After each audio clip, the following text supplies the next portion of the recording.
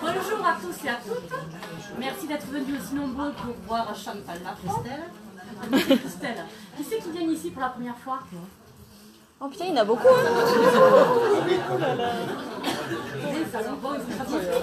Ouais. Faut que tu parles fort. Donc je parle fort. Oui. Je vais essayer. Donc ici au Délices de l'âme, je suis thérapeute en soins énergétiques Reiki. Donc j'ai mon cabinet juste à côté là. Donc je fais mes soins en priorité. Après j'ai la boutique ésotérique en bas. Où on peut trouver tout ce qui est encens, bougies, pendules, etc. Et tous les mois, dans la grande salle, donc ici, qu'est-ce qui se passe? Vous le voyez très bien. Il se passe des choses. Il y a des conférences régulièrement, des ateliers, toujours en rapport avec le bien-être et la spiritualité. Voilà, donc aujourd'hui, on accueille Chantal Lafont. Merci. Où allez-vous, Colette? Elle est là. Ah, elle est là. Donc on accueille Chantal Lafont qui va nous parler des esprits. Oui, l'esprit, tu l'as. Voilà. Si t'es là, frappe 3 fois, mais pas tout de suite. Après, tout à l'heure. Donc première partie, 1h30 à peu près, c'est la conférence sur les esprits. On fait une pause de collation. Et là, attention, il y a du lourd. Il y a du lourd. Non, ne dis pas ça parce que j'étais malade, j'ai pas pu faire ça. Ça a été malade, mais t'en as fait beaucoup. Elle nous a fait de bons gâteaux, bénévolement. Ils sont super bons pour ceux qui connaissent. Ils sont super bons. Donc on la remercie infiniment. Vous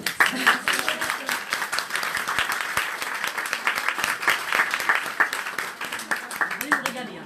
Pas pour tout le monde. Hein. Non. Après la pause de collation qui dure en moyenne une demi-heure, on reprend par la médiumnité en salle. Donc là, on coupe les portables, on écoute la conférence de Chantal. Et les langues. On coupe les langues. Si on ne discute pas, pour bien entendre. Et ceux qui n'auront pas eu de message, parce que vous êtes quand même assez nombreux, vous aurez à la fin de la médiumnité le droit de poser une question et Chantal répondra. Une question précise, une question, on dit fermée, c'est-à-dire réponse par oui ou par non. Voilà. Et tout le monde repartira avec un petit quelque chose, donc c'est super quand même. Voilà. Merci Christelle. Avec plaisir. Là. Ouais. Ah non, mais prends le tabou. Non, mais il y a une chaise à côté. Vous ne voulez pas, je m'en vais. C'est la plante qui part. Allez. Alors, T'as toujours pas préparé? Oh là là, ça se fait rebondir encore. T'as eu tout le temps de le préparer, tu l'as pas fait?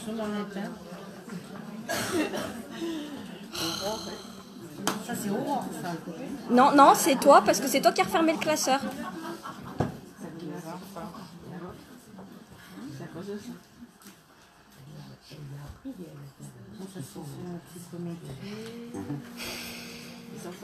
Il y en a trop, c'est pour ça.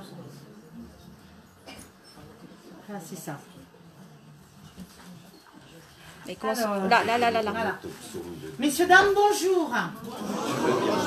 À tous et à toutes, je vous souhaite une bonne et heureuse année 2019 avec la paix, la santé, l'amour, arrosé de plein de bonheur et surtout à tous et à toutes une très belle évolution spirituelle. Parce que c'est très important, c'est le but. Hein. Aujourd'hui, la conférence, le sujet, c'est sur les esprits. Demain, ça sera sur les esprits de la nature. Qu'est-ce que l'esprit? Le principe intelligent de l'univers. Quelle est la nature intime de l'esprit? L'esprit n'est pas facile à analyser dans notre langage. Pour beaucoup de personnes, cela n'est rien, car cela n'est pas quelque chose de palpable. Mais pour d'autres, c'est quelque chose puisque rien n'est le néant, car le néant n'existe pas. L'esprit est-il synonyme d'intelligence? L'intelligence est un attribut essentiel de l'esprit, mais l'un et l'autre se confondent dans le principe commun, de sorte que pour nous c'est la même chose. L'esprit est-il indépendant de la matière, ou est-il une propriété, comme les couleurs sont les propriétés de la lumière, et le son une propriété de l'air? L'un et l'autre sont distincts, mais il faut l'union de l'esprit et de la matière pour intelligenter la matière. Cette union est alors également nécessaire pour les manifestations de l'esprit. Nous entendons ici par esprit le principe de l'intelligence. Elle est nécessaire pour nous, car nous ne sommes pas organisés pour percevoir ce monde des esprits. Sans la matière, nous ne sommes pas faits pour cela. Peut-on concevoir l'esprit sans la matière et la matière sans l'esprit? On le peut sans doute au travers de la pensée. Il y aurait ainsi que deux éléments généraux dans l'univers, l'esprit et la matière. Quelle définition peut-on donner alors aux esprits? On peut dire que les esprits sont des êtres intelligents de la création, qu'ils peuplent l'univers en dehors du monde matériel. Dès que vous êtes dans un bus, un transport en commun, un métro, un bus, un train, vous savez, un hôpital, une maison, c'est peuplé d'esprits. Non seulement si vous les voyez, ça serait quelque chose de terrible. Donc la création de l'esprit est permanente, c'est-à-dire que Dieu n'a jamais cessé de créer. Les esprits se forment-ils spontanément? Dieu les crée comme tous les autres créatures, par la propre volonté, sa volonté, mais leur origine reste alors un véritable mystère. Est-il exact de dire que les esprits sont immatériels? Immatériel n'est pas le mot, incorporel serait plutôt plus attribué au monde des esprits. Exact, car ils sont éthérés. Qu'est-ce que l'éther? C'est quoi l'éther? Voilà, c'est transparent, c'est volatile. C'est de la fumée. Les esprits ont-ils alors une fin, un commencement et une fin? L'existence des esprits est alors infinie. Il n'y a ni début ni fin. Les esprits constituent-ils un monde à part, en dehors de celui que nous voyons? Oui, le monde des esprits ou des intelligences incorporelles. Les esprits occupent-ils une région déterminée alors dans l'espace? Certains esprits sont partout. Quand on dit que les morts, ils sont en haut, mais ils peuvent être en bas, ils ne sont pas forcément qu'en haut. Ils peuvent descendre, ils peuvent être en bas, ils peuvent être derrière vous dans la voiture, ils peuvent être dans la salle de bain, ils peuvent être avec vous à table. Seulement, ils ne peuvent pas manger, les pauvres. Et donc, ils sont ici et partout. À vous de savoir et de les ressentir et de bien ouvrir non seulement vos deux grands yeux, vos oreilles et votre ressenti. Alors, dans le décès, souvent, les esprits viennent, que ce soit un être comme un parent, un enfant, un frère, une sœur, et ils se manifestent comment? Par les bruits, par les odeurs, par les déplacements d'objets, ça s'appelle l'effet poltergeist. Aussi, ils peuvent vous toucher chaud ou froid, ils peuvent vous envoyer de l'air, et vous pouvez le ressentir. Et quand vous ressentez une chose pareille, vous vous demandez si c'est vous qui perdez pas un peu la boule, si vous suivez la boule ou c'est la boule qui vous suit à présent. Quand on dit je suis ma boule, je la suis. Non, vous n'avez pas compris. C'était pour voir si vous suiviez un peu. Hein. Vous avez vu ça un peu? Après, je vous pose des questions, d'accord? Et donc, ils sont partout, ici et maintenant. Donc, c'est ça qui est important. Quand vous parlez comme ça, vous croyez que vous êtes seul, maintenant, vous êtes entouré en permanence d'esprits, bons ou mauvais. C'est ce que nous allons voir par la suite. Alors, les esprits occupent-ils une région déterminée dans l'espace? Partout, ils sont partout, absolument partout. Certains esprits sont partout, les espaces sont infinis et peuplés d'infinis. Il y en a sans cesse à vos côtés qui vous observent, qui rigolent et qui agissent sur vous même à votre insu. Car les esprits sont une puissance de la nature et les instruments de Dieu dont Dieu se sert pour l'accomplissement de ses vues providentielles. Mais d'autres ont des régions interdites, car ils sont une évolution moins avancée. Il y a plusieurs niveaux d'esprit, plusieurs paliers de l'autre côté, que chaque esprit franchit à son rythme par rapport à sa propre évolution.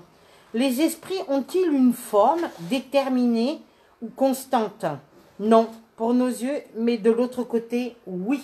Ah, attends, tu peux peut-être montrer la photo quand ils apparaissent en orbe ou en... Voilà, quand certains esprits apparaissent en orbe ou en fantôme, vous savez, je pensais tout à l'heure, parce qu'on parlait de Belphégor tout à l'heure avec la dame. Hein, quand on était petit, moi, mon frère, il prenait 2 paires de pantoufles et il nous faisait comme ça, il tapait. Il avait déchiré un drap, il avait fait des trous. Il disait « Ouh, les esprits sont là, Fantomas, il est là !» Fantomas, c'était le film avec Louis de Funès. Ils sont chacun sur un palier selon... Donc, ils sont sur chacun un palier, en fonction du palier et de leur propre avancement spirituel. Ils ont une catégorie, une classe, et c'est ce que nous allons voir. Là, vous avez ce qu'on appelle des orbes. Ça, c'est sur le tombeau de Saint-Bénilde. Vous voyez les orbes bleus, là, non, elles sont blanches, là. Blanc, Voilà, ici sur le milieu. Hein, c'est justement quand on demandait.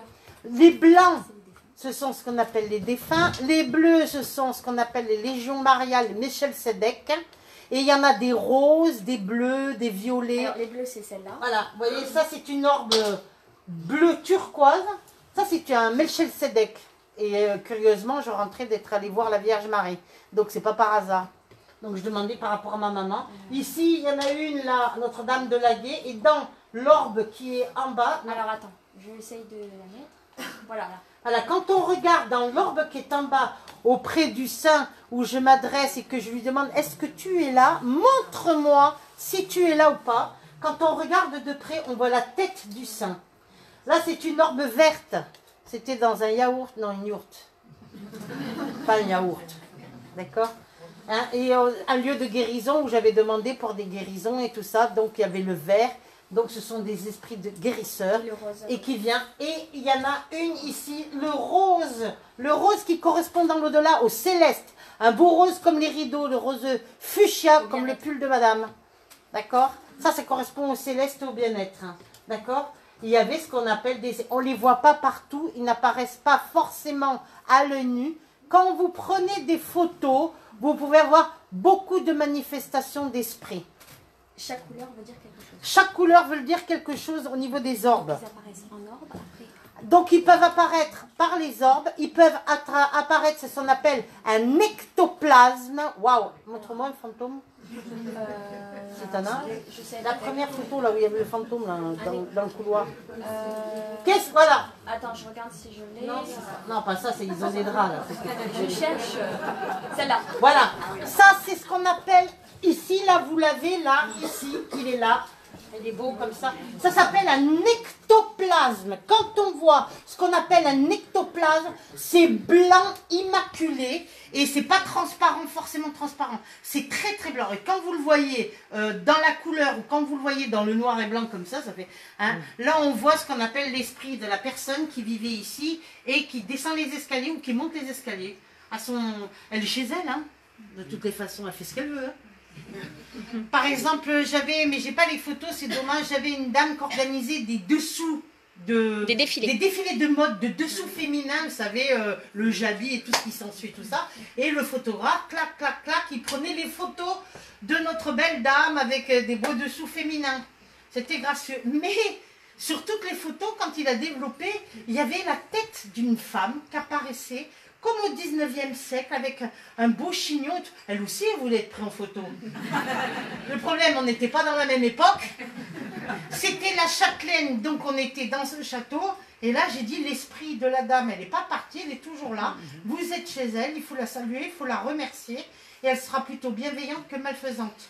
Comment on sait si elle est montée ou si un esprit est monté et l'autre n'est pas monté? Comment on le sait quand les esprits sont montés? Normalement, ils n'apparaissent pas. Si vous prenez des photos et que vous voyez des apparitions comme ça, c'est qu'il y a vraiment ce qu'on appelle des personnes qui sont là. Je ne sais pas si je l'ai là sur la photo du petit garçon. Là. Si, la photo du petit garçon. Ouais.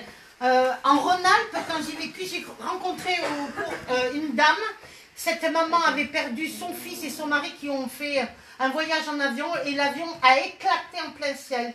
Le mari et le fiston sont morts. Le jour de la fête des mères, elle est avec ses deux sœurs et elle demande à son fils ou à son mari s'ils peuvent être là, si elle aimerait vraiment les voir ou qu'ils peuvent se manifester à elle. Et là, sur la photo, qu'est-ce qu'on voit? Je la cherche. On voit le jour du... Voilà, on le voit, il est là. Là, il y a deux sœurs qui jouent. Oui, oh là, là, vous le voyez, là, la tête ici, là. Oh là. Ça, c'est son fils qui apparaît. Mais pour lui montrer, maman, le jour de la fête des mères, puisqu'elles se sont mis à jouer au piano, vous voyez, là. Alors, les deux sœurs, ils étaient trois sœurs, elles apparaissent dans le noir. Et là, ils se manifestent pour dire, maman, je suis là, je suis toujours avec toi. Mais... Une fois aussi, j'ai eu une maman qui était venue pour le jour de la fête des mères. C'était incroyable, mais vrai. Elle me prend des photos de sa maison. C'est comme ça, elle me dit, je sens une présence, quelque chose, ça me fait un peu peur et tout ça. Tout d'un coup, elle me prend la photo de sa baignoire. Dans la baignoire, il y avait une forme de cœur comme ça. Je prends la photo, je tourne la photo, j'ai dit, regarde. Elle regarde, il y avait la tête de sa petite fille âgée de 4 ans décédée qui était dans le cœur. Bonne fête, maman. Et comment, quand on a des signes pareils, on peut douter? C'est pas possible. Mais là, c'est pas parce qu'ils se sont montrés qu'ils sont pas montés. Fais bien la Mais différence. là, c'est pas... Justement, parce qu'on dit, est-ce que l'entité, elle est montée? Est-ce qu'elle est dégagée? Bien sûr qu'elle peut être dégagée, mais elle peut aussi... Vous savez, pour faire ce genre de choses, ça leur dure beaucoup. C'est pas évident. Il faut être très forcé. Les esprits, ils viennent donc... par les photos, par les bruits, par les odeurs. Le moment où vous attendrez jamais, ça s'appelle les signes de l'au-delà. À vous d'être prêts. Oui, Et ça ne matérialisation. prévient pas. Il n'y a pas d'heure, il n'y a pas de... N'importe où. Faites comme les scouts, toujours prêts. Les matérialisations. Ça s'appelle une matérialisation. Quand ils arrivent à faire ce genre de choses... Comme dans Ghost. Je montrerai Voilà. la vidéo après. Après, tu vas montrer la petite fille qui était venue voir. J'ai Oui. une jeune fille dans la région de Béziers qui vient me voir et qui me dit, voilà, ce week-end, dimanche, j'étais chez la mamée. Donc elle va chez sa grand-mère, elle prépare à manger chez la grand-mère et tout ça. Et tout d'un coup, on prend des photos avec la mamie et tout Non, ça. elle a fait un snap. Et elle a fait un snap et elle apparaît. Qu'est-ce qui apparaît ici? Vous voyez ici l'entité ici. En faisant le snap, ça a déclenché le... Après, montre la photo où Ouais, elle apparaît sur son thorax. Attends. On va vous montrer. Attends, je la cherche. Donc, Non, c'est pas celle-là. pas celle-là. Voilà. Voilà, regardez. Ici. Alors, on a effacé, je lui ai dit, j'effacerai ton visage parce que tu veux pas... Et c'est vrai que cette jeune fille qui a à peu près 18, elle est magnifique, cette gamine. Elle est pure, elle est belle et tout ça. Et là, on voit sur son... Vous voyez là, ici, là? Et c'est pas des photos truquées, là, hein, ici, là. Vous voyez les yeux et tout ça? Alors, je lui ai dit, écoute, ce que tu vas faire... Alors, elle me dit, mais ça peut être dangereux pour ma grand-mère. Je dis, non, c'est pas pour ta grand-mère, c'est pour toi. Mais pourquoi moi, qu'elle me dit? Mais je dis, parce que c'est toi qui es jeune, qui est belle, qui a tout pour elle et tout ça. Et elle voudrait rentrer en contact avec toi, cette jeune fille, parce qu'elle te demande de l'aide. Cette jeune fille est décédée dans les années 40 ou Non, c'était dans les années 20, je crois. dans quelque les chose années comme ça. 1920, à l'âge de 17 ans, et elle était toujours coincée dans la maison. Et là, par contre, elle demandait à cette jeune fille qui avait des dons de clairvoyance de l'aide. Aide-moi, toi qui es jolie comme moi. Donc, elle apparaît sur toutes les photos. Et là, elle a eu très peur parce qu'elle m'a dit, moi, je comprends pas, je sais pas. Elle prier, était je sais fatiguée rien. aussi. Je suis très fatiguée, je ne comprends pas ce qui m'arrive. Dès que je rentre dans cette maison, donc chez ma grand-mère, je suis mais pompée, vidée. Là, vous voyez sur la photo quand même, et quand on voit, elle est vraiment magnifique. Hein. Explique pourquoi elle était fatiguée. Pourquoi elle était fatiguée, cette jeune fille? Parce que, tout simplement, l'entité de cette jeune fille qui était coincée, qui est décédée à l'âge de 17 ans, pendant les années 1920, avait du mal à monter. Elle était coincée entre deux plans et elle demandait, elle s'incorporait sur cette jeune fille qui était belle et qui, d'ailleurs, a les mêmes cheveux qu'elle, châtain, long et jolie fille aussi, et elle lui demandait de l'aide. Lui pomper tout Parce son qu'elle énergie. savait que cette jeune fille avait des dons. En plus de ça, elle lui pompait toute son énergie en disant « aide-moi, aide-moi, aide-moi ». Donc dès qu'elle partait de chez sa grand-mère, tous les dimanches soirs, elle me disait « j'étais mais KO, plus d'énergie, vidée ». Alors elle me disait « c'est ma grand-mère qui me pompe ». Je dis « non, c'est pas ta grand-mère ». Voilà, ça ce sont ce qu'on appelle des photos avec des preuves. Et cette photo était faite là en 2018, c'est récent hein, quand même. Hein. Alors... Donc vous voyez, quand les esprits ont envie de se manifester, les plus gênés, ils s'en vont. Ils peuvent vous apparaître n'importe où, même chez quelqu'un, ou dans la voiture ou autre. On peut avoir beaucoup de manifestations de tous ces esprits-là. Alors, est-ce qu'ils occupent une région déterminée dans l'espace? Non, pas forcément. Les esprits ont-ils une forme déterminée ou constante? Quand ils se manifestent, comme ceci, en apparaissant avec la forme des yeux, la couleur des yeux, ça leur demande énormément de travail et d'énergie de l'autre côté. Et ce qu'il faut savoir, c'est que quand ils se manifestent comme ça, c'est qu'ils ont vraiment besoin d'aide. À vous de bien observer et d'analyser ce qui se passe. Alors, non, pour nos yeux, les esprits ont-ils une forme déterminée ou constante? Non pour nos yeux, mais de l'autre côté, oui.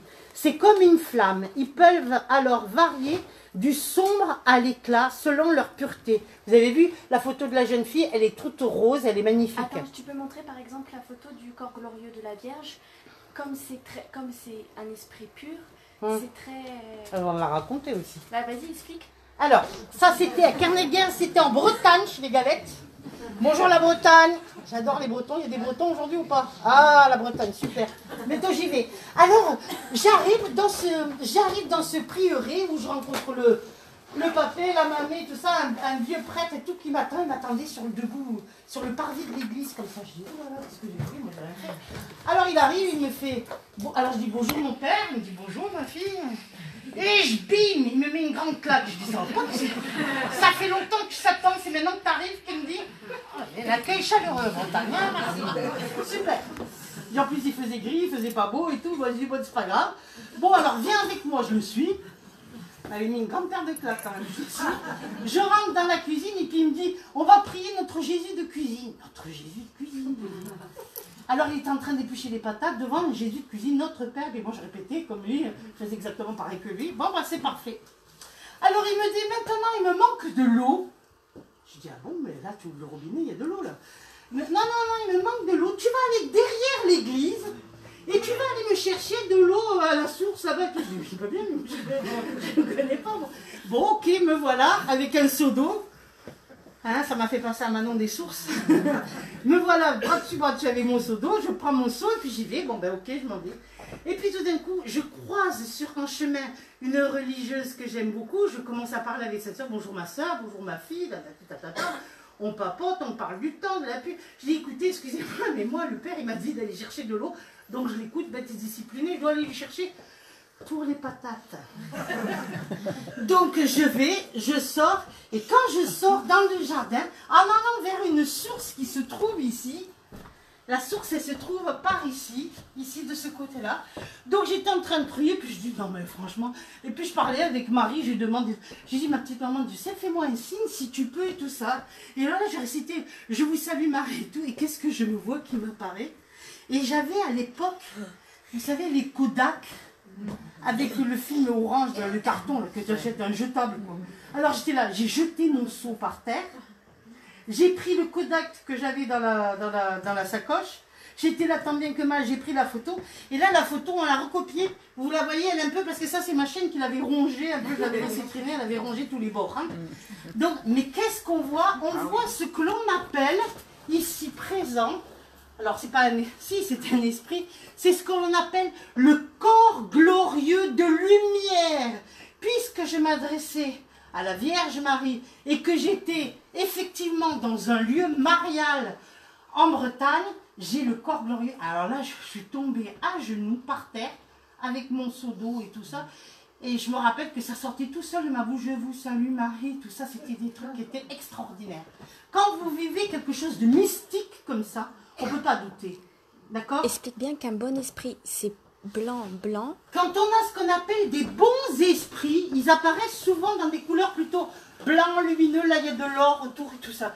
Quand j'entends tous ces gens qui me disent « Oui, mais j'étais couché et là, j'ai vu une ombre qui passe. » Beaucoup de gens voient des choses comme des ombres qui passent noires. Ça, ce sont ce qu'on appelle des mauvais esprits.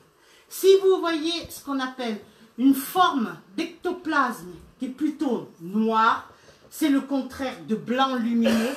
Hein? Là, regardez. Vous voyez la jeune fille qui est en train de dormir, là, elle est là, la tête, le corps. Et là, il y a quelqu'un qui est là. C'est un film, hein? Et il y a quelqu'un qui est là et qui se manifeste et qui n'est pas, j'ai envie de dire, pas plutôt bienveillant, plutôt malveillant. Ça, c'est ce qu'on appelle les esprits du bas astral. Car les esprits, plus ils sont lumineux. Plus ils sont lumineux, les esprits, plus ils sont forts, plus ils sont dans la lumière. Et plus c'est difficile aussi pour eux de venir. Mais les esprits comme ça, tout noirs comme ça, eux c'est facile, hein, ils viennent tout de suite. Hein. On va toujours voir plutôt le négatif que le positif. À vous de prier le soir avant de dormir. Regardez ici. Là, c'est une silhouette d'une femme qui a été pour moi... Non, mais c'est juste une photo truquée. Non, mais pour montrer que ce qu'on appelle, on voit un esprit qui, je pense, a dû se suicider sur les rails. Non, mais c'est pas une vraie photo. Donc, vous voyez, les esprits se manifestent partout. Faites attention quand vous prenez vos photos. Je me rappelle aussi, j'ai pas la photo là, un repas de famille où ils fêtaient les 60 ans de mariage. Donc, il y avait les parents, les grands-parents, les enfants et tout ça. Et sur la photo où on voit le grand-père et la grand-mère qui se collent comme ça pour prendre la photo, il y a une tierce personne qui apparaît et qui les prend comme ça par les... Mais on le voit bien, mais par contre on a été transportés dans les années 1900 avec un chapeau haute forme et tout ça. On n'était pas du tout... Dans les années 90, à cette époque-là, c'était quelqu'un de la famille qui apparaissait, qui voulait aussi apparaître sur la photo, bien entendu. Donc à vous de comprendre, de ne pas avoir peur, de prier surtout le soir avant de vous endormir, parce que quand vous êtes seul dans votre chambre, vous croyez être seul, mais nous ne sommes pas toujours très seuls. Curieusement. Alors, on n'est jamais seul. Quand j'entends, oui, on est seul et tout ça, ben, je dis, mais non, vous n'êtes jamais seul. Vous avez votre ange gardien, vous avez vos défunts, vous avez ceci, vous avez cela. Alors, quand vous voyez ce qu'on appelle les anges glorieux de lumière, vous pouvez les voir comme des boules. Et une fois, je me rappelle, j'étais dans le Gard, je faisais une conférence avec M. Paco Rabanne et tout ça, et j'étais à l'hôtel, allongée comme ça, sur un petit lit normal, et puis ça sortait du mur droit, piou, ça sortait, ça rentrait dans le mur gauche. Et alors toute la nuit comme ça, je dis, mais non, mais là, vous allez vous fatiguer, là, allez vous coucher, parce que là, c'est l'heure des braves. Ça a duré jusqu'à 6 h du matin. Oui, mais explique les anges. Parce que alors, quand ce qu'on appelle, toutes ces boules, ce sont ce qu'on appelle les anges qui étaient là, et qui venaient, qui se manifestaient par rapport à la journée, le lendemain que j'allais passer. Explique une apparition d'ange, comment c'est alors, quand on voit réellement un ange, on ne peut pas le regarder en face tellement il est éblouissant, il est blanc, immaculé. Si on devait regarder vraiment un archange comme ça en face, c'est pas possible, c'est trop lumineux. On va voir ce qu'on appelle, on va décrire Gabriel avec ses grandes ailes, ou Saint-Michel avec ses grandes ailes aussi, tout ça. On va le voir couleur dorée, ou argentée, ou blanc lumineux opaque et tout ça. Si vous le voyez dans des couleurs comme ça, légèrement teintées, ça va. Si vous voyez quelque chose avec des ailes et qui est noir, c'est pas un ange là. Posez-vous les bonnes questions. Ah, tu peux montrer la photo à Fatima quand on a eu l'apparition de l'ange dans la... Oui, maman, je continue. Alors, c'est comme une flamme. Quand vous voyez une énergie, c'est comme une flamme. Ils peuvent varier de sombre à l'éclat selon leur pureté ou leur impureté. Lors des communications, ils peuvent se faire reconnaître par leur physique, mais pas toujours le même au moment du décès. C'est-à-dire, ils peuvent se présenter plus jeunes. Vous êtes en contact en médiumnité avec un esprit, vous avez une personne, elle est morte, elle avait 90 ans. Mais vous la voyez à l'âge de 25 ans. Et vous dites, attends, il y a un souci là, il est mort à 90, pourquoi il se présente à 25? Parce qu'il se présentera, le défunt, toujours la période qu'il aura aimé le plus dans sa vie. Rien n'est par hasard. Alors, ils peuvent aussi, au moment du décès, c'est-à-dire ils peuvent se présenter plus jeunes, mais toujours la dernière apparence prise. La période où on aura été le plus faste, le plus beau, le plus heureux. C'est ce qu'on appelle, ils sont farceurs. Le même corps physique de sa dernière incarnation. Mais nous changeons tous d'apparence ou de sexe selon notre future réincarnation. Et c'est ce que nous allons montrer après tout à l'heure. Les esprits mettent-ils un temps quelconque à franchir l'espace? Il n'y a pas de temps de l'autre côté, puisque le temps n'existe pas. Mais le temps terrestre serait la pensée. Il traverse aussi vite qu'une pensée pour nous-mêmes. L'esprit qui se transporte d'un lieu à un autre a-t-il conscience de la distance qu'il parcourt et des espaces qu'il va traverser? Ou bien est-il subitement transporté dans un endroit où il veut aller? Eh bien, l'un et l'autre, l'esprit peut très bien, s'il le veut, se rendre compte de la distance qu'il va alors franchir, mais cette distance peut aussi être s'effacer complètement. Cela dépend de sa volonté et aussi de sa nature plus ou moins épurée. La matière fait-elle obstacle aux esprits? Non, ils pénètrent tout, même la matière, l'air, la terre, les eaux, le feu, même le son également accessible. Les esprits peuvent-ils se diviser ou exister en plusieurs endroits à la fois? Oui, ils biloquent. Il peut y avoir une division du même esprit, cela s'appelle la bilocation, mais chacun a un centre qui va rayonner des deux côtés. Vous voyez tous le soleil et pourtant il n'est qu'un et il rayonne tout autour et porte même ses rayons à des millions de kilomètres. Tous les esprits rayonnent-ils de la même puissance? Non, cela dépend du degré de l'esprit et de leur degré de pureté.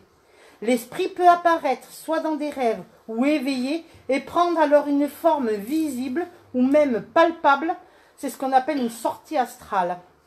Les différents ordres des esprits sont: les esprits sont-ils égaux ou existe-t-il entre eux une hiérarchie quelconque? Ils sont de différents ordres selon le degré de perfection auquel ils sont alors parvenus. Y a-t-il un nombre déterminé d'ordres ou de degrés qui va être la perfection parmi même les esprits? Le nombre est illimité parce qu'il n'y a pas ces ordres une ligne de démarcation tracée comme une barrière, et ainsi on peut multiplier ou restreindre les divisions à volonté. Cependant, si l'on considère que les caractères généraux, on peut les réduire en 3 principaux rangs. On peut alors les placer. Au premier rang, ceux qui sont arrivés à la perfection, on les appelle les purs esprits, les saints, les maîtres ascensionnés, les gens qui sont arrivés et qui ont terminé leur incarnation. Ceux-là ont fini de se réincarner, ils sont arrivés à un degré de pureté infini. Au deuxième rang, les bons esprits, ceux arrivés au milieu de l'échelle, le désir alors du bien et leur propre préoccupation. Au troisième rang et dernier rang, ceux qui sont encore au bas de l'échelle, les esprits imparfaits, ils sont caractérisés par leur ignorance, le désir du mal et toutes les mauvaises pensées qui retardent leur avancement, ce que l'on appelle le bas astral, ce qui n'a rien à voir avec le purgatoire, car dans le purgatoire se trouvent toutes les âmes en souffrance. Attention, cela n'a rien à voir avec le niveau de conscience de l'autre côté. C'est plus détaillé de l'autre côté qu'il y a plusieurs plans. Les esprits du second ordre n'ont-ils que le désir de bien ou ont-ils aussi le pouvoir de le faire, ce bien? Ils ont le pouvoir de suivre le degré de leur perfection. Les uns ont la science, les autres ont la sagesse et la bonté, mais tous en sont encore à des épreuves à subir. Les esprits du troisième ordre sont-ils essentiellement mauvais? Non, les uns ne font ni de bien ni de mal, d'autres au contraire se plaisent à faire le mal et jouent avec vous et se satisfont de vous induire en erreur. Ils vont flatter votre ego, tu es comme si, tu es merveilleux, tu es ceci, tu es cela, tu es la plus belle, la plus forte, la plus intelligente, celle qui fait tout, qui croit tout, qui sait tout. Ça c'est... Bonjour. Quand ils trouvent l'occasion de le faire, et puis il y a encore des esprits légers, ou ce qu'on appelle les feux follets. Les feux follets, ce sont des esprits qu'on trouve beaucoup au cimetière. Quand vous rentrez dans un cimetière, vous êtes en contact avec les esprits. En fonction du contact, quand vous sortez, si vous ne lavez pas les mains ou des trucs comme ça, vous avez les feux follets qui peuvent vous suivre, peu importe. Si vous remontez dans votre voiture, vous avez du monde derrière vous. Ah oui, et vous pouvez avoir ramené le voisin, le fils, le machin, tel. Hein? Après, c'est comme, pour s'en séparer, c'est encore autre chose. Alors, eux, ils sont plutôt brouillons que méchants, qui se plaisent plutôt à la malice qu'à de vraies méchancetés, et qui trouvent leur plaisir à mystifier et à causer des petites contrariétés, donc ils vont rier les uns avec les autres contre vous. Les esprits imparfaits. On peut encore dire qu'il y a 5 classes principales de ce qu'on appelle les esprits imparfaits. Dans la 10e classe, il y aura les esprits impurs. Ils sont enclins au mal et on en fait l'objet de leurs préoccupations comme l'esprit. Ils donnent des conseils perfides, soufflent la discorde, la défiance et prennent tous des masques pour mieux tromper. Ils sont attachés au caractère assez faible des personnes qui sont fragiles, dépressives ou faibles, assez faibles ou orgueilleux, et ils vont flatter votre orgueil, qui cèdent à leurs suggestions afin de les pousser à leur propre perte. Ils sont satisfaits de pouvoir retarder leur avancement en les faisant succomber dans les épreuves qu'ils subissent ou en gonflant leur ego et leur soif de pouvoir ou d'argent dans la matière, quand on est matérialiste. Dans les manifestations, on les reconnaît à leur langage et aux expressions grossières. Chez les esprits comme chez les hommes, il y a toujours un indice d'infériorité morales, sinon même intellectuelles. Ça sera des personnes qui diront toujours des gros mots. Des esprits.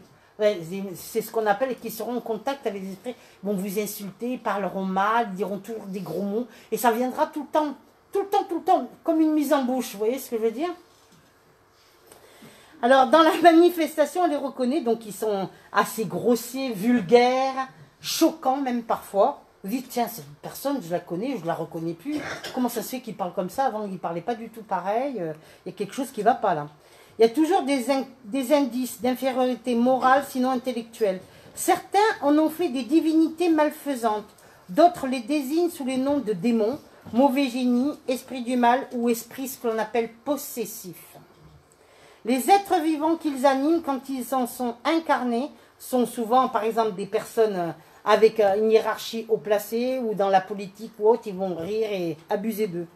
Qui auront tous les vices plus ou moins cachés, dégradants, la sexualité malsaine, la cruauté, la fourberie, l'hypocrisie, la jalousie, la cupidité, la perfidie, l'avarice, qui seront un peu, j'ai envie de dire, sordides. Ce sont là presque les 7 péchés capitaux.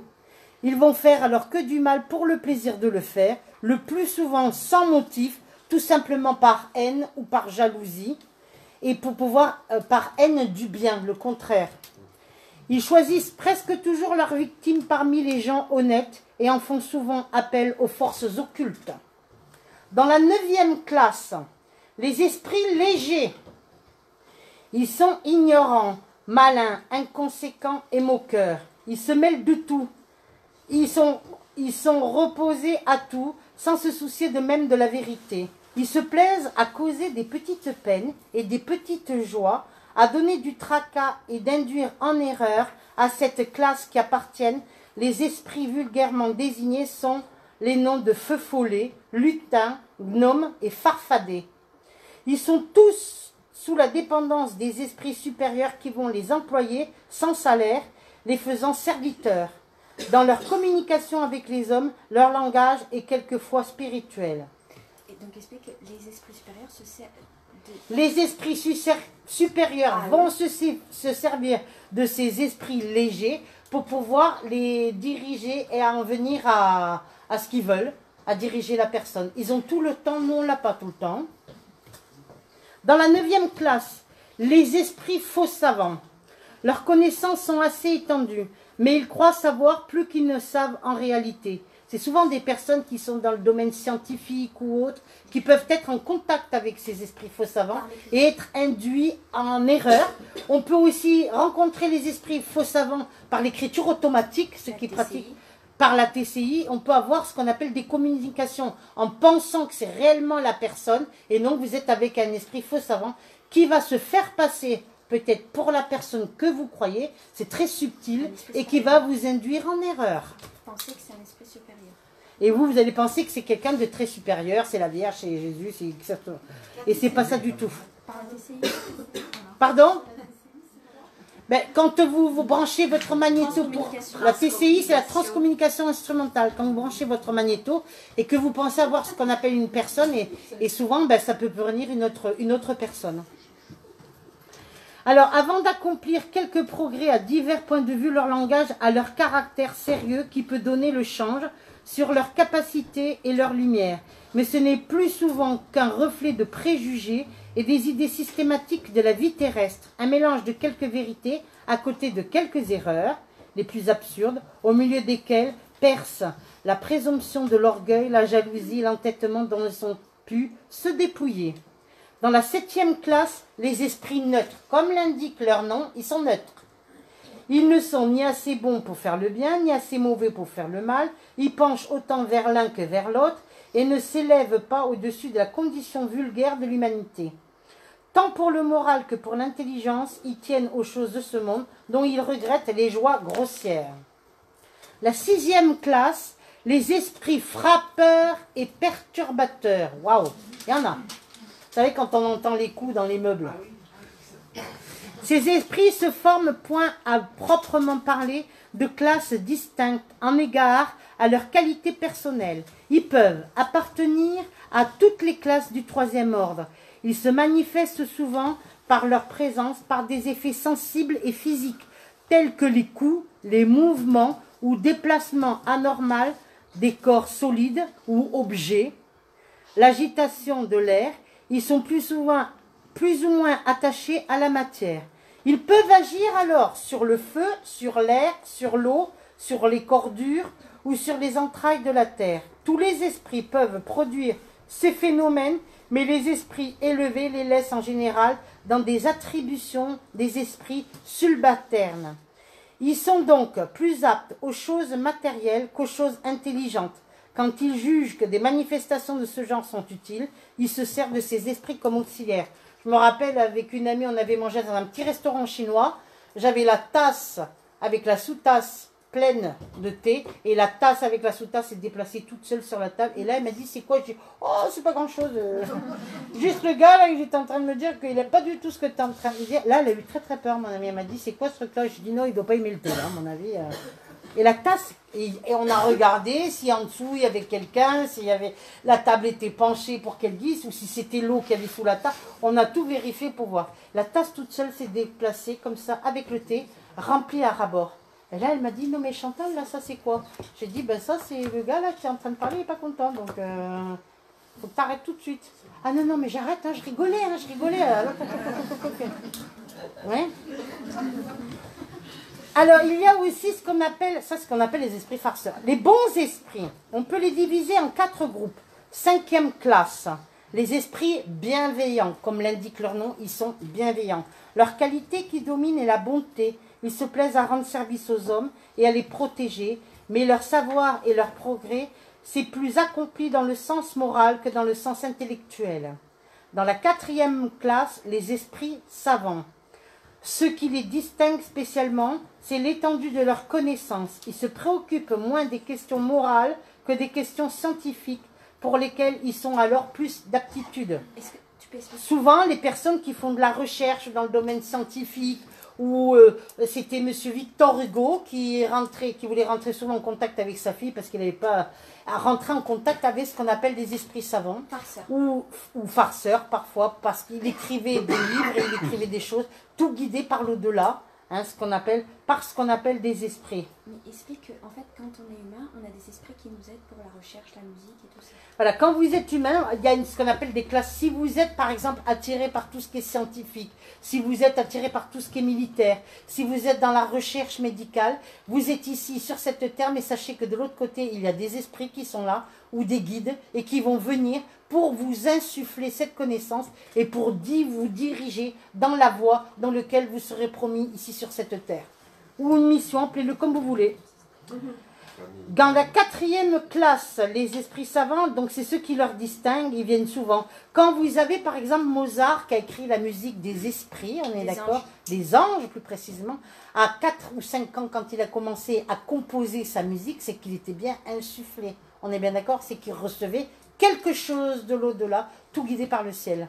Alors vous avez beaucoup d'artistes ou de peintres, de musiciens et tout qui sont en contact beaucoup avec ces esprits-là. Mais ils envisagent aussi la science au point de vue de l'utilité et ils n'y mettent aucune des passions qui sont propres aux instincts, aux esprits imparfaits.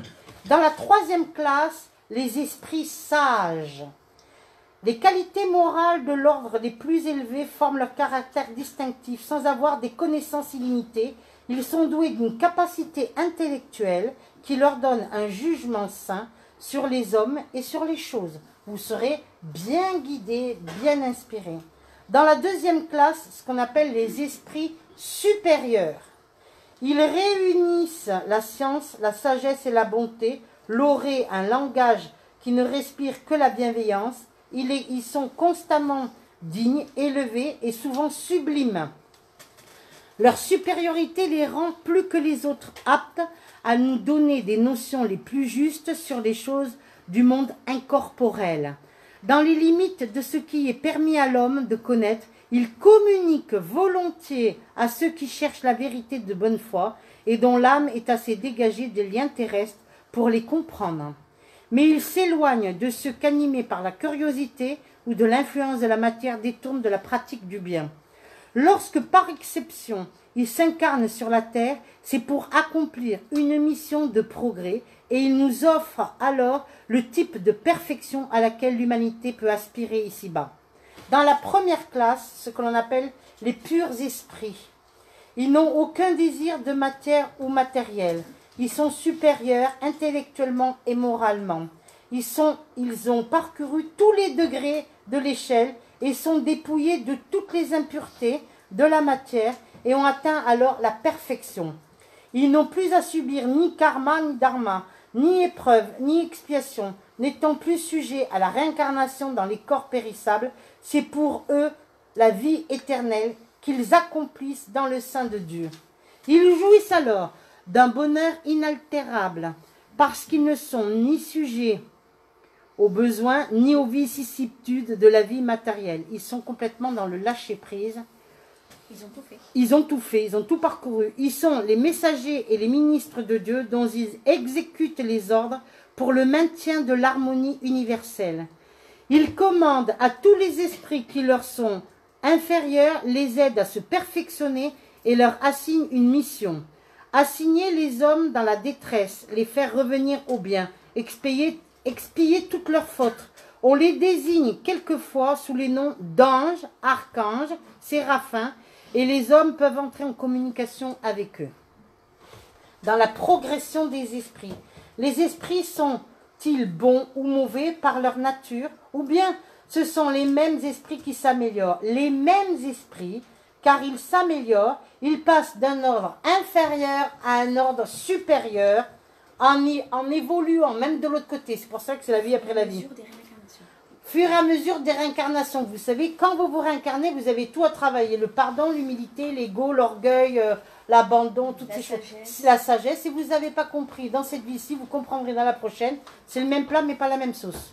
Ils ont là-haut tout le même temps. Nous, on ne l'a pas toujours, n'est-ce pas? Alors, les mêmes esprits, car ils s'améliorent, ils passent des ordres inférieurs à des ordres supérieurs. Parmi les esprits, les uns ont-ils créé bons ou mauvais? Dieu a créé tous les esprits simples et ignorants, c'est-à-dire sans science. Il leur a donné à chacun une mission dans le but de les éclairer et de leur faire arriver progressivement à la perfection par la connaissance de la vérité et pour les rapprocher de lui.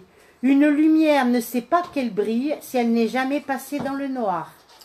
Les anges ont parcouru tous les degrés inférieurs pour pouvoir être arrivés à un degré supérieur. Comme les saints. Comme les saints.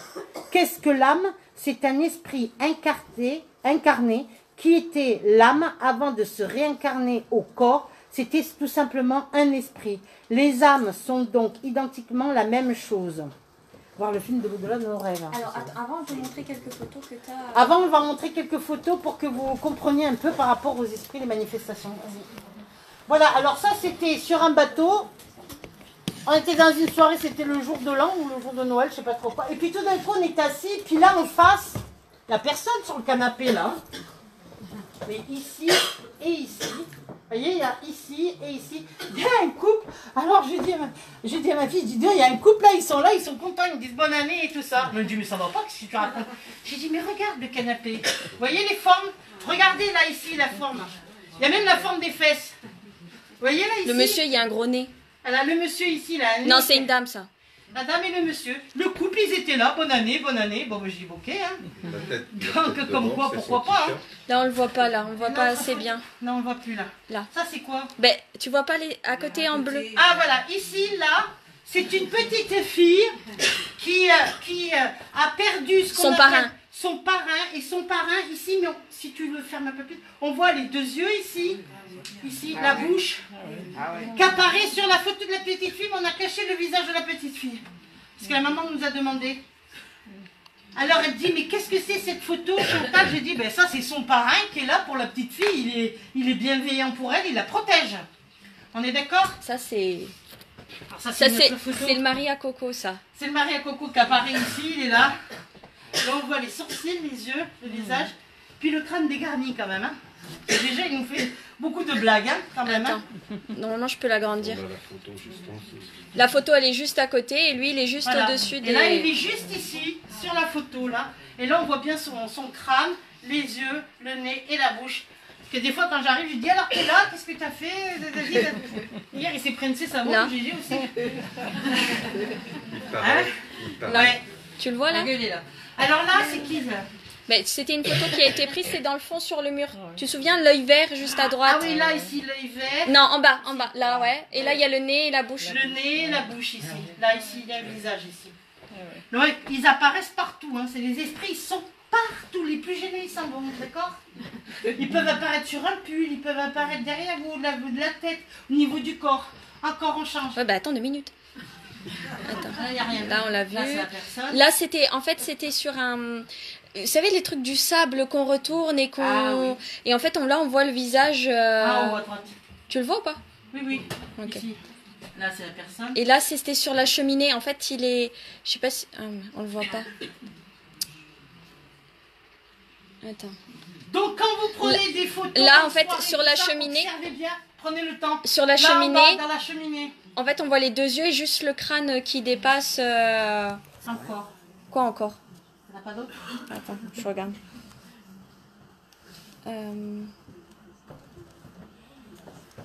Non, bah, ils veulent pas jouer celle-là, je sais pas pourquoi.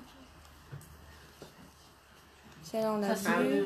il y en a un qui apparaît. Et ça, on l'a vu. Les autres, j'y arrive pas, je sais pas pourquoi ils apparaissent pas. Je les remettrai. Voilà. Donc que ce soit un enfant, que ce soit un parent, que ce soit une personne âgée, les plus gênés, ils sont bons, ils apparaissent quand ils ont envie. Même quand vous y croyez pas. Hein. Et c'est ce qui va faire que les morts viennent comment? Par les bruits, par les odeurs, par les déplacements d'objets, par les rêves, pour pas vous choquer, pour pas vous... Il y a le livre des esprits. Mais ça me fait toujours rire parce que tout le monde me dit je veux le voir, je le vois. Et quand il le voit, il se plante sous la couette ou sous les draps. Ah non, mais pas comme ça, mais comment tu veux qu'il vienne alors? Il y a le livre des esprits de Allan Kardec. Voilà, vous pouvez lire le livre des esprits de Monsieur Allan Kardec. Hein, là, il est en train de faire ce qu'on appelle le Ouija, à déconseiller, parce que souvent les gamins qui vont faire des tables tournantes, vous savez, qui se réunissent, ils vont faire des tables tournantes, et après les esprits sont là. Une fois, je me rappelle avoir vu un jeune homme, mais j'ai dit, mais qu'est-ce qu'il y a? T'es venu à plusieurs aujourd'hui. Il me dit, comment ça? Non, je suis seule. Il en avait 3 derrière. Ah mais oui, mais avec le copain, le week-end, on s'éclate, on fait le Ouija, on fait le machin. Il était plein comme farci, il était. Ça, c'est des photos de l'ivresse. Voilà, ça c'est les photos de l'ivresse. Ici, vous avez ce qu'on appelle les esprits. C'est ce qu'on appelle ici. Il y en a 3 là. Il y en a un de là, il y en a. Mais ici, là, on le voit bien, un ectoplasme. Celle qui arrivait à croire et qui voyait une grande dame de la voyance, qui est une grande dame médium pionnière, Madame Elena Blavatsky. Elle voyait beaucoup de choses comme ça et elle croyait. Regardez comment elle se manifeste. Vous le voyez là? Ah oui, ah oui. Là, ici, vous voyez là? Les yeux et les cheveux là.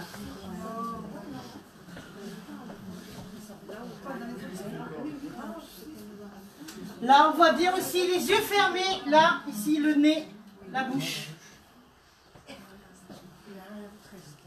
Alors, il y a ceux qui font passer Les passeurs d'âme. Ouais. Ah ben. Explique ce que c'est.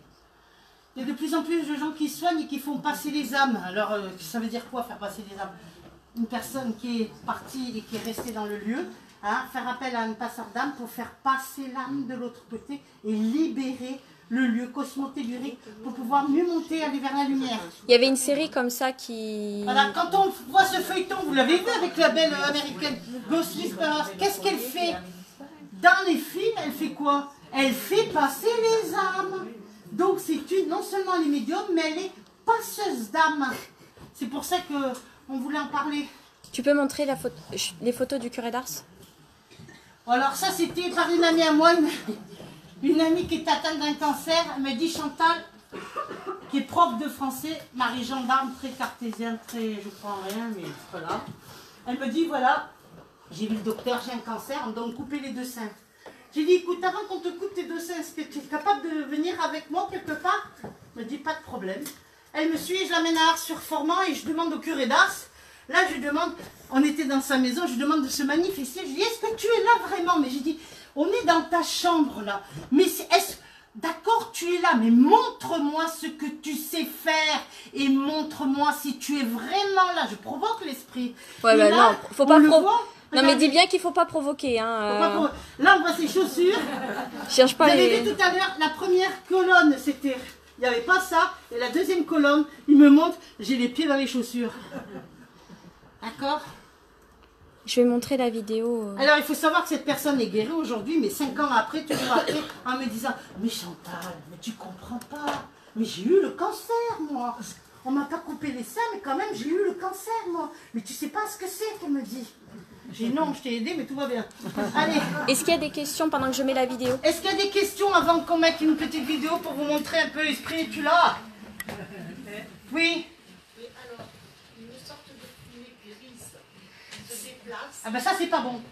C'était pas le maître bouddhiste. Non, non, pas du tout, non. Les maîtres bouddhistes, ils se présentent pas avec une fumée grise. C'est ce qu'il me semble. On est d'accord, ça, c'est des contacts avec les esprits d'en bas. On va mettre le film. Après, ben, s'il y a des questions avant, parce que Est-ce qu'il y a laisse-moi d'autres le temps. questions? Si tu pouvais arrêter de bouger, ça serait bien aussi. Je bouge. Parce que... Oui. Oui. Ben oui. Oui, ça peut, dans la bougie, oui, dans la lumière, bien sûr. Surtout quand en dessous, c'était noir, derrière. Il se manifeste. Ah non, pardon, je crois que c'est à moi que tu parlais. Ah, c'est à moi, pardon. Si vous prenez des photos avec... Il est évident que quand on prend des photos avec le portable et tout, des fois c'est pas toujours, mais même avec des photos, la photo que j'ai montrée tout à l'heure avec la Vierge, c'est un vulgaire Kodak jetable. Donc c'est pas des photos extraordinaires. Et Chantal, pardon, qu'est-ce que vous répondez aux personnes sceptiques qui vont vous dire par exemple, mais oui, mais ça peut être par rapport à la lumière? Ah ben oui, j'ai dit pas de problème, alors on va emmener toutes les photos, on va les faire développer, tu sais, quand ils voient qu'il y a une photo, 2 photos, 3 photos, 4 photos, 5, 6, 7, 10, 15 photos qui ont toujours les mêmes manifestations, c'est qu'il y a bien quelque chose. Cette amie, je l'avais amenée à Ars-sur-Formande, qui devait se faire couper les 2 seins. Quand elle est rentrée, elle est venue le vendredi soir, elle est arrivée avec 4 heures de retard, je l'ai attendue à la gare, TGV. Quand elle est venue avec moi, le mardi, elle est rentrée, elle a passé les radios, on ne lui coupait plus ses 2 seins, madame. Elle a gardé ses 2 seins avec elle. Tout va bien. Elle en avait encore besoin. Eh bien oui, pour une femme, c'est surtout une jolie femme qui était mutilée, plus de cheveux, plus rien, tout. C'est terrible pour une femme. À personne ne souhaite ça, madame. Oui. Je prends des photos quelquefois dans la chambre de mon fils qui a eu l'accident depuis 25 ans. Et ça se passe plus dans sa chambre. Oui. Il y a toujours quelque chose de chaud. Si vous voulez le voir, c'est bien. C'est vrai? C'est moi, je fais ça. C'est vrai? Dans sa chambre, il y en a plusieurs photos. Alors ça, c'est un Melchisedec. C'est un ange de la Vierge. C'est l'ange de la Vierge. Qui c'est qui a pris beaucoup la Vierge pour lui? Moi. Ah ben voilà. T'as pas écouté quand elle l'a dit tout à l'heure? Si, j'ai écouté. Ça, c'est la Vierge. Ça veut dire que la Vierge est présente dans ta maison et dans la chambre. Oui, c'est ça. C'est un Melchisedec. Et dans les autres pièces, je ne l'ai pas. Eh bien oui, parce qu'elle est là, c'est pour ton fils, c'est pas pour les autres. Allez. Eh bien, qu'est-ce qu'on dit? On peut dire merci Marie. Ah ben, j'espère bien. Allez, on va passer un petit film pour vous montrer par image, parce que j'essaie de montrer, vous savez, la première fois que j'étais voir, c'était dans les années 80, j'étais voir Ghost, et que j'ai vu ce film, j'ai dit enfin quelqu'un qui montre visuellement quelque chose de l'invisible. Parce qu'en même temps, on ne peut pas prouver, mais quand on vit les choses, on les vit les choses. Hein. Allez. Voilà, là c'est quand il retrouve sa femme et qu'il doit partir de l'autre côté. C'est une matérialisation. Et alors qu'est-ce qui se passe? Qu'est-ce qu'il fait? Parce que comme sa femme elle croit en rien, il se matérialise à sa femme pour lui dire qu'il est vraiment là et il lui montre qu'il vient lui dire au revoir. Vas-y, passe le film. Oui, bah oui, bah oui. C'est une scène qui est magnifique. Allez, là, Whoopi Goldberg. Chut.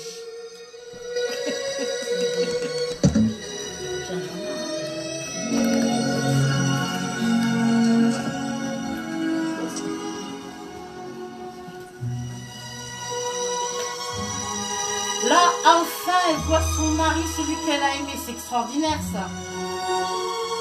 Elle qui croyait en rien.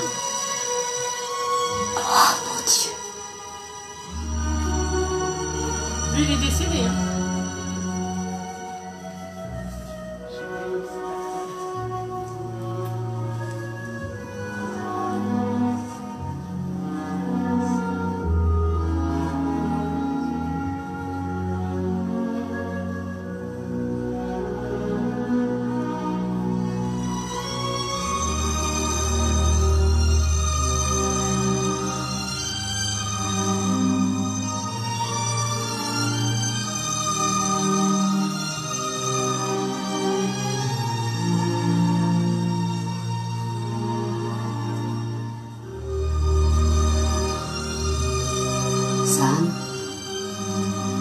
vous attendent, Sam.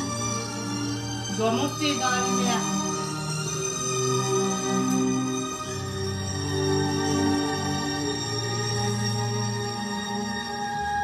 Vous me manquerez. Votre mère aurait été fière. Vous me manquerez, vous aussi, Sam.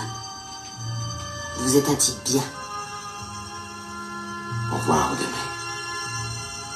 Au revoir, Sam.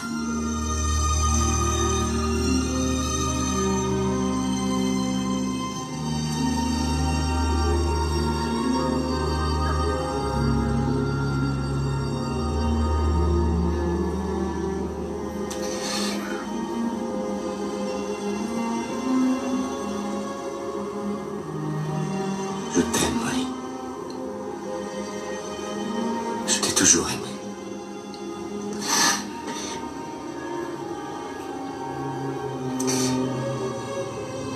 Idem.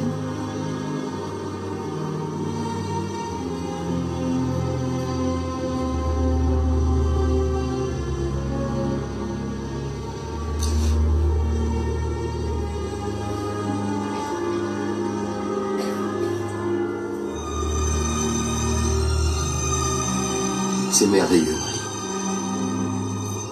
L'amour qu'on a en soi, on l'emporte avec soi.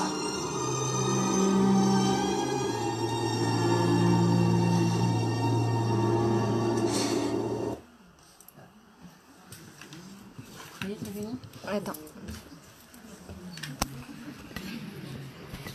Donc explique que c'est matérialisation. Alors là, il se matérialise à sa femme, parce que comme sa femme, elle croit toujours pas la médium et tout ça, comme elle disait la dame tout à l'heure, qu'est-ce qu'il fait?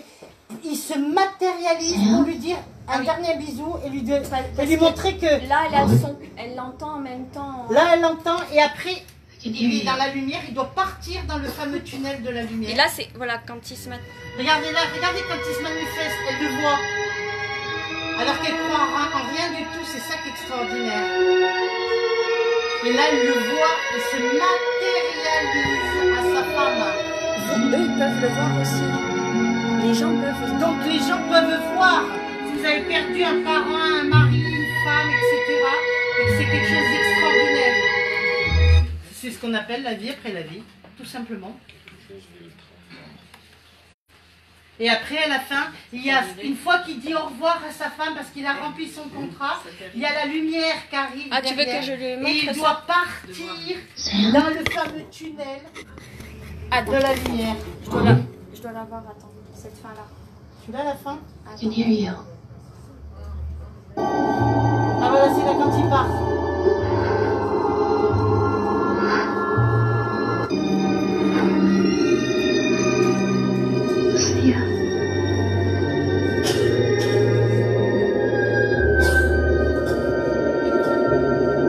Il y a des gens Là, là. il peut partir.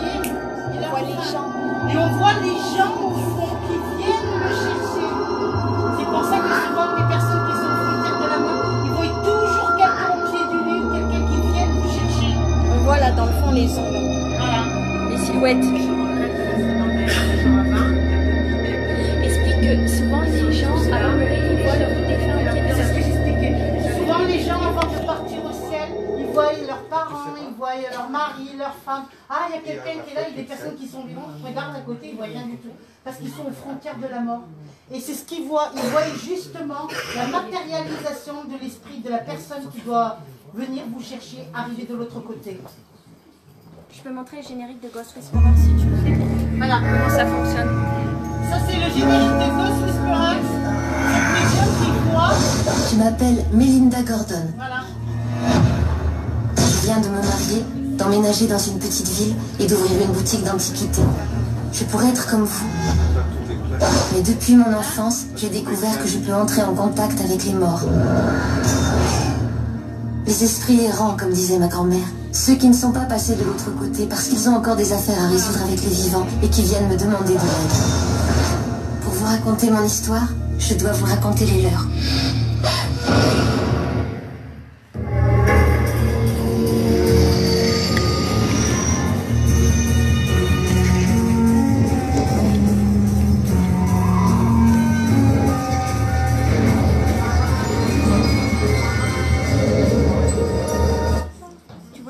autre chose? Non, non. C'est pour montrer qu'il y en a de plus. S'il y a beaucoup de films qui existent, c'est bien pour prouver la survivance de l'être humain. Sinon, ces films-là ne viendraient pas. Il y en a de plus en plus.